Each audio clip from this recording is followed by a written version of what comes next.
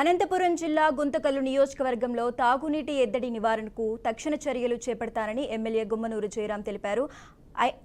అనేక గ్రామాలు మున్సిపాలిటీలో తాగునీటి ఎద్దడితో ప్రజలు తీవ్ర ఇబ్బందులకు గురవుతున్నారన్నారు. అధికారులతో చర్చించి తక్షణ చర్యలు చేపడతానన్నారు. గ్రామ ప్రజలు కక్షలు కార్పణ్యాలకు పోయి పోలీస్ స్టేషన్ల చుట్టూ తిరుగుతున్నారు. అభివృద్ధి కోసం ఎంపీడీఓ తహసీల్దార్ కార్యాలయాలకు వెళ్లేలా చర్యలు చేపడతానని గుమ్మనూరు జయరాం తెలిపారు. తాను ఎమ్మెల్యేగా కాకుండా ఇంటి మనిషిలా ఫ్యాక్షన్ తోక కత్తిరిస్తానన్నారు.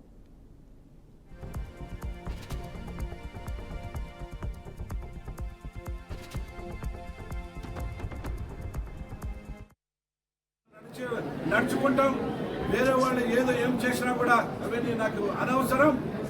మన ధ్యేయం ఏమంటే ఈ గుంతకల్లు నియోజకవర్గాన్ని అభివృద్ధి పడుతున్న నడిపేదానికి మన ధ్యేయం ప్రతి ఒక్కరూ ఒక కుటుంబ సభ్యులుగా ఒక అన్నదమ్ములుగా ఉండాలా. ఎక్కడ కూడా ఏ గ్రామంలో కూడా ఫ్యాక్షన్ ఉండకూడదు.